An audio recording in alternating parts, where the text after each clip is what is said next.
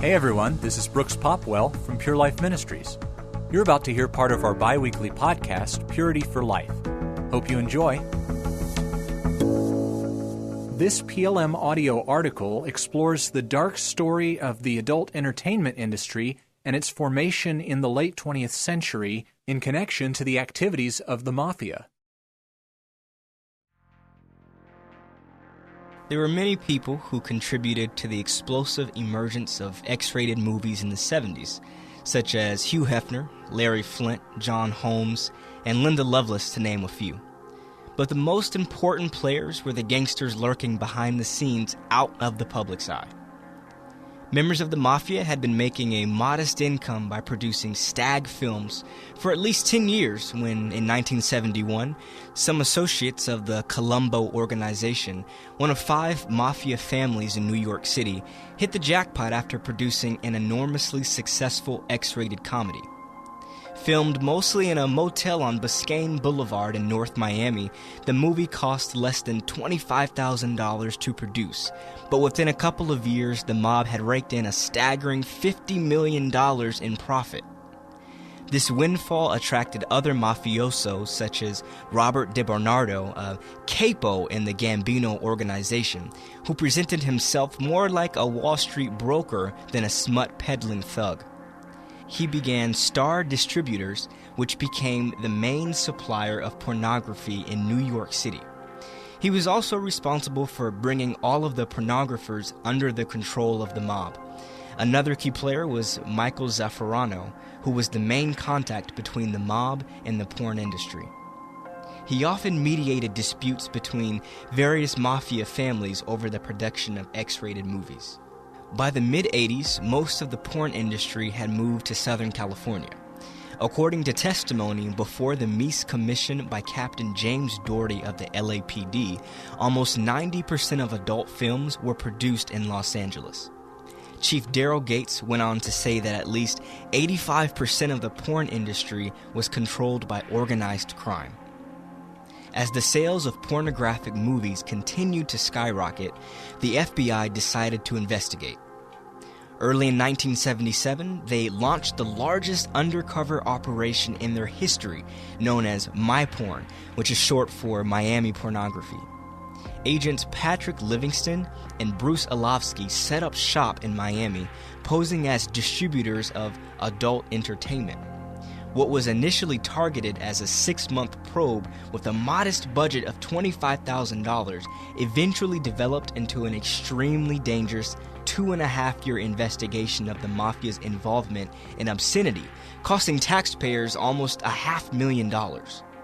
Bill Kelly, described by one reporter as having a tight-lipped, no-nonsense determination to root out pornographers, was assigned the task of training the 2 would-be smut peddlers. He spent a couple of weeks teaching the agents the ins and outs of the trade. Years later, Kelly recalled the sort of things he warned them to avoid. When you go buy videos, don't offer to pay $60 a piece. You offer $40. And whatever you do, don't ask for kiddie porn, because if you do, right away bells go off and they'll make you for a cop. With their crash course on the pornography industry behind them, the 2 opened Gold Coast Distributors in a warehouse near the Miami airport.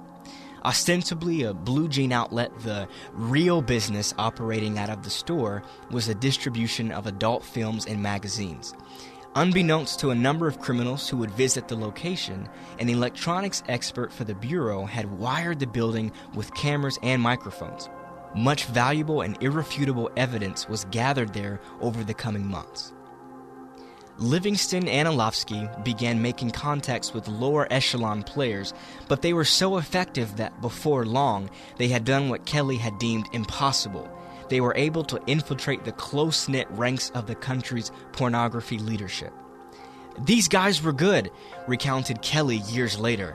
Quote, "Out of all the people they dealt with, only 2 figured them out." Ironically, the danger was not in the discovery of their true identities. No criminal in his right mind would knowingly murder a federal agent. The danger was that the gangsters might mistake them for informants. An example of the peril they lived in was manifested in a trip to New York to visit Robert DiBernardo's operation. They were warned by one of his associates not to cross him. Quote, "There are plenty of people who would kill for DB." But whether they were discovered as cops or not, pornography had become a dangerous business. Kelly later stated that he knew of about 80 players in the business who were either doing at least 5 years in prison or had been murdered. As time went on, obscenity investigations continued to establish significant contacts with big-time pornographers. During their time on the case, they made 25 first-class flights to various cities around the country, even one trip to Hawaii to purchase child pornography. Many of these trips were to porno conventions. Nowadays, these gatherings have become almost glamorous, but in those days, they had to be presented as get-togethers for legitimate magazine publishers. Patrick Livingston and Bruce Alofsky continued to build their cases against the main pornographers. Their covert operation was so secretive that even other agents didn't know about the case.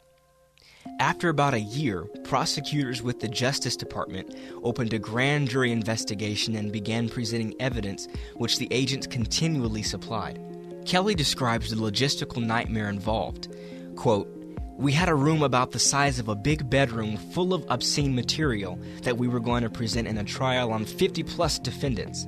That's a lot of pornography. On top of that, we also had an 8,000 square foot warehouse, which was full of extra stuff that we weren't going to use in the prosecution."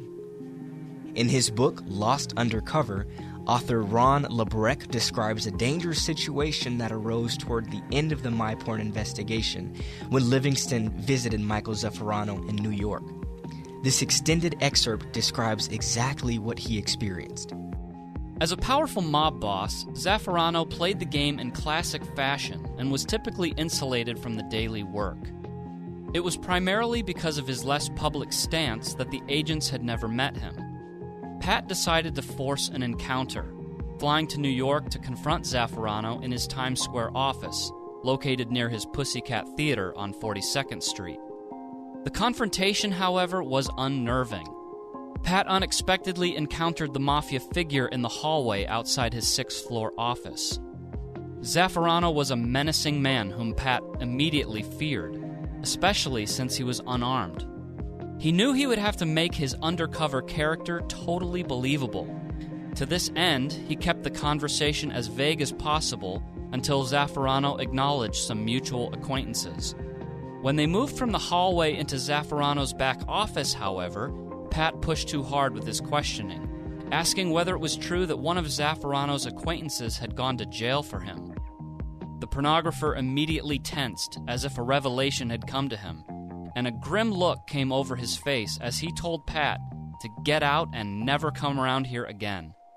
He accused Pat of being a police officer trying to set him up. Pat left the office quickly, running down the stairs to the street rather than waiting for the elevator. He felt a rush of adrenaline as he took a cab back to the airport and returned to Baltimore. It had been a potentially dangerous situation, but despite the fact that he had been kicked out of the office, Zaffarano's statements during the meeting were enough to link him to others under investigation so that he too could be named in an indictment. This episode marked the end of the undercover phase of the operation. On February 14, 1980, 400 FBI agents began making arrests in 16 cities around the country. 53 defendants were arrested in all. By the time the dust had settled, 45 defendants in the MyPorn investigation had been successfully convicted. One of the targets who didn't go to prison was Michael Zaffarano. He dropped dead of an apparent heart attack when agents attempted to arrest him during the nationwide roundup. Robert DeBarnardo was convicted, but his conviction was later overturned. No matter, he disappeared in 1986, murdered on orders of a powerful mob boss. Unfortunately, the biggest culprit in this story escaped practically unscathed.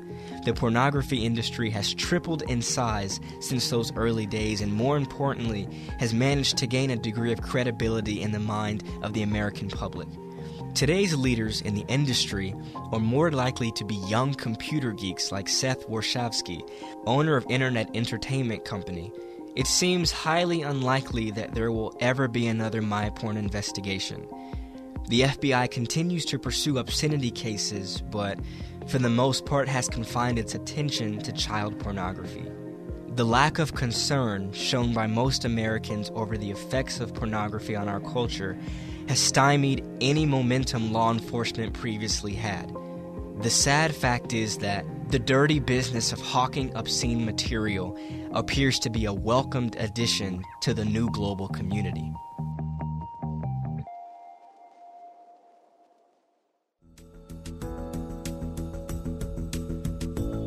Thanks for listening. You can find Purity for Life on Apple Podcasts, Spotify, or wherever you get your podcasts. Or just go to our website, purelifeministries.org/podcast.